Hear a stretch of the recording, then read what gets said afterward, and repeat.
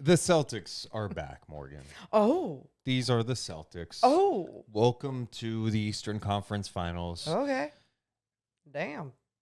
They're playing their best basketball. They're playing like a team who deserves to be in the finals right now. And it's not a discredit to Miami at all. No. We knew going into the series, Boston had more talent. They had 3-point shooting.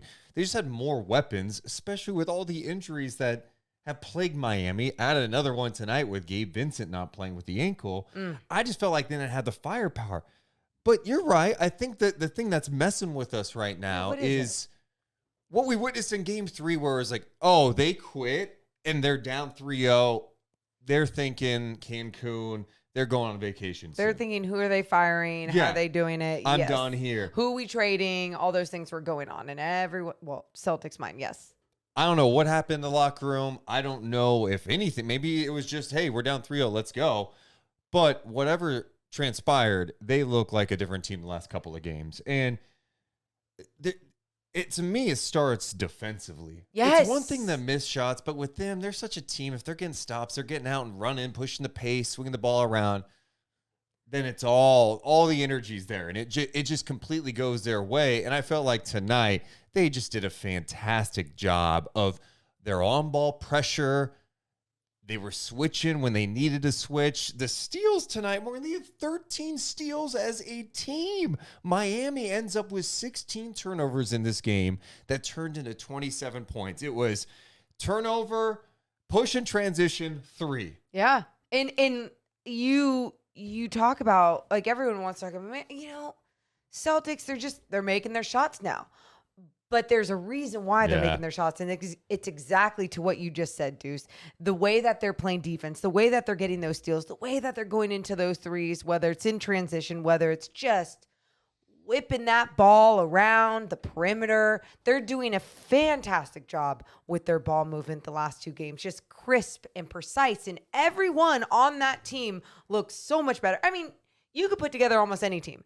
Any team looks better when the ball is moving around, right? Sure. I mean, that is how the game should be executed, how it can be executed at a high level, playing team basketball like that. So, yeah, Celtics defense leading to their offense, but it's not only just in transition. It's kind of like you said, it's the mindset. It's the way that it's getting a different type of energy, a different type of flow into their entire game. And it feels like the real deal. Well, the other thing they did a great job with tonight, offensive glass. They had 12 offensive rebounds turned into 17 second chance points. They're doing a great job crashing from the corners, being aggressive. And those are just so demoralizing. I think there was one in the first quarter when Miami was kind of getting back in and hanging in there. And it was just devastating. Horford got a second chance, missed on a chance to score inside, got the rebound, swings it to the corner to Smart, who swung it for an open 3. And you're just like, oh, those are backbreaking, multiple opportunities. And their guys are knocking them down. And when you look at the first few games of the series, you're like, God, Boston's not making any threes and Miami's making everything. Yep. Well, now we're starting to see what it kind of looked like in the regular season, where Miami wasn't a good offensive team. And what do you know? Tonight, they were 9 of 23 from 3. And then on the other side, Boston, we know they could space the floor, knock down threes. They hit 16 of 39 tonight. You had Brown 3 of 5. Tatum was 1 of 6, but finished with 21 points, 11 assists, 8 rebounds. You had Derek White knocked down 6 of 8 from 3, and then Marcus Smart bounced back in a big way. And what do you know? When Marcus Smart scores, it looks a little better for Boston. He finished with 23 points. He knocked down 4 of 6 from downtown. And he had 5 of those 13 steals for the team, right? Amazing. Amazing. You look at the way that was probably re-energizing him to play a different way on the offensive end going into his 3-point shot as well. So, Boston Celtics, they look great. I mean, look at the even scoring all around. You know, you have Al Horford, who isn't knocking down any threes in this game, 0 for 3, but he's rebounding the ball, 11 rebounds, passing the ball around, 5 assists, making that defense collapse, making them have to do so much more. And then on the defensive end, you look at what he does against Bam, especially when they try to run all these 2-man actions with Bam. Al Horford and squad have slowed it down. I'm so glad you brought Bam up, because Boston did a hell of a job on Bam. Whether it's Horford tonight, Tatum had some big time moments on him where Bam's trying to post him up. He was making him work. There was another point where Bam has the ball in transition. He's pushing with the ball, puts the ball in attack mode. Tatum comes over as the help defender. Last second, rips the ball away, forcing him into mistakes.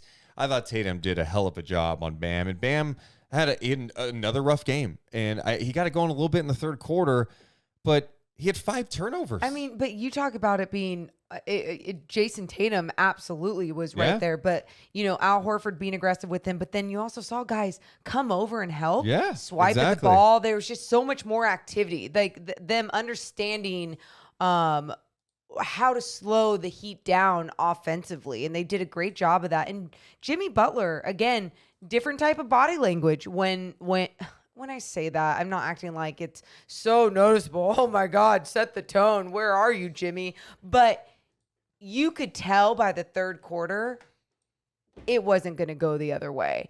And if you don't have all of your guys on board with a different type of pep in their step after that halftime, it's not going to go in a different type of way when you get in that big of a hole. And Bam, along with Jimmy Butler, did not play in that fourth quarter. They just go, we're just going to rest him. Get him ready for a big Game 6 on the home floor. Other things tonight, Gabe Vincent did not play, as we mentioned, and that was a significant loss. One, he's such a good defender, on ball, in the pick and roll, smart guy, high IQ, doesn't make a ton of mistakes, and is a threat from beyond the arc. The guy who replaced him, you go, oh, you got Kyle Lowry, but this ain't the same old Kyle Lowry. He has been pretty ineffective in this series when he's played. He got the starting nod in this one. He had 5 points, and I believe he ended with at least 4 turnovers, if I'm not mistaken. Let me double check that here. Double check that.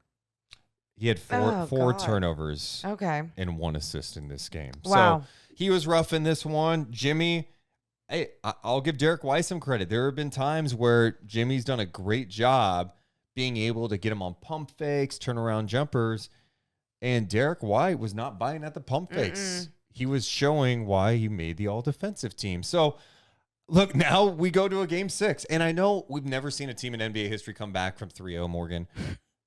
But like we were talking about last night chat or last game recap, this feels a little different just based on where Miami was in the regular season, where Boston was, and Miami being a bit shorthanded.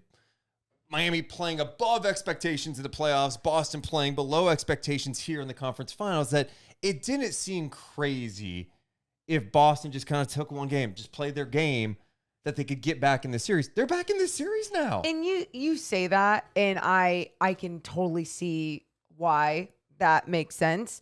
But at the same time, there's times that I truly am one of those people where I believe in momentum and who has the upper hand and all those things. And when you saw Miami in this postseason and then in this series going up 3-0, it was like, this is them. They're not going to change. Okay, they're going to have one game like that against Boston. They're going to have a second. Can they really, and I'm talking about the Heat right now, can they really not flick the switch and change back to their Heat mentality, Heat culture? Again, I think there's so much. It's a switch. Because when a team loses, we always, there's a switch. Bam could play better for sure. This is Boston, Morgan. This is peak Boston. This is Boston. But the Heat aren't even matching their physicality. They're not matching their intensity. And I'm like, is it because they thought they had it? Just look at the weapons versus the weapons. Absolutely. And if you really want to be super critical, go back to game 1 and 2 where you go, Boston kind of collapsed in both those games at the end. They were in the game. It's not like they were getting completely trashed this whole series to be down 3-0. Game 3 was an absolute one of those games you went, okay, it must be over if this is how they're going to play. But games 1 and 2 are close. And Boston I just look at them right now and I go, they've got all the firepower. You're right. It's one game. You're that's right. all you have to do. If you're Miami, that's all you think about. It's one game. You're back at home. In game 1 and 2, you're right. It wasn't until like the end, really, that it was like, oh my God, it's Jimmy Butler time.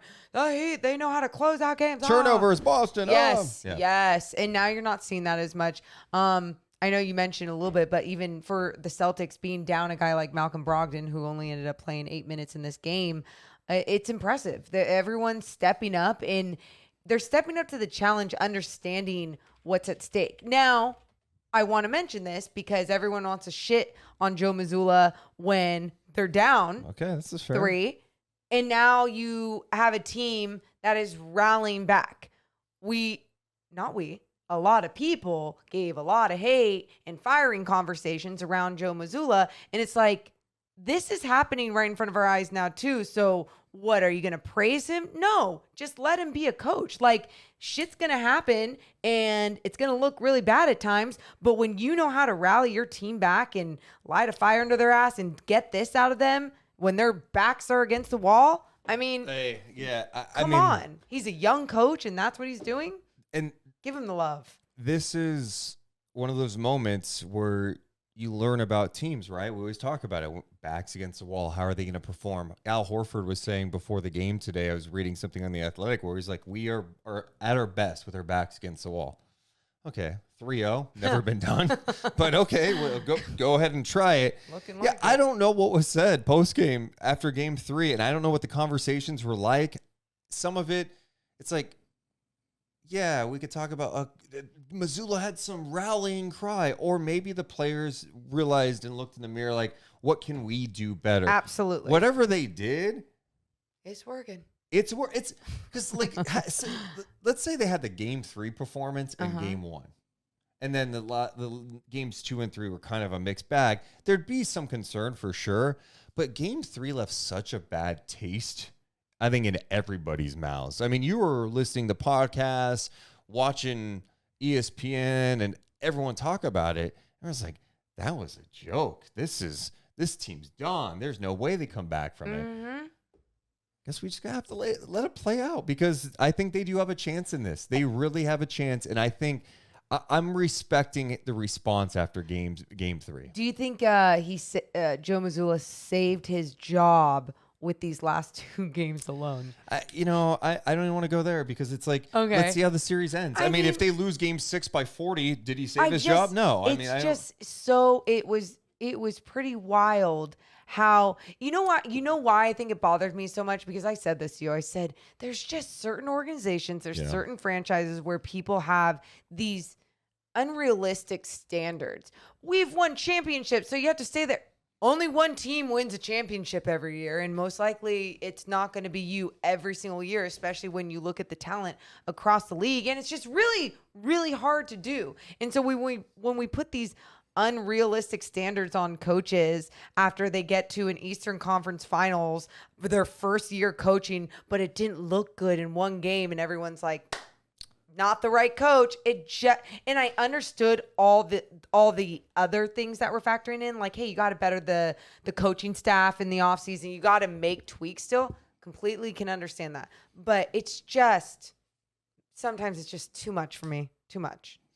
I think there's some legitimacy to the conversation. But I just said there was things that factored in, but there's tweaks to be made. I think it's just like. But I also, to the larger point, it was on the players too, like 100%. That's what I'm saying. That's the biggest thing. And they look different right now. Not only by making their shots, they look different on the defensive end, the way that they're staying active, being physical, getting up and guys, and understanding this is the Eastern Conference Finals. Let's go. Okay, now I'm pumped. Are you worried about Miami? Yes. And that's I hate. I think I have this weird connection to both teams. I think because they have likable guys on both squads. And when I look at Miami and I look at Jimmy Butler, I really want it for him. I really do. I love the way that he plays. I love what type of teammate he is. I love the whole undrafted stories for so many guys. Eric Spoelstra is always a solid coach each and every year and doesn't even get the respect all the time. Yeah, I am worried.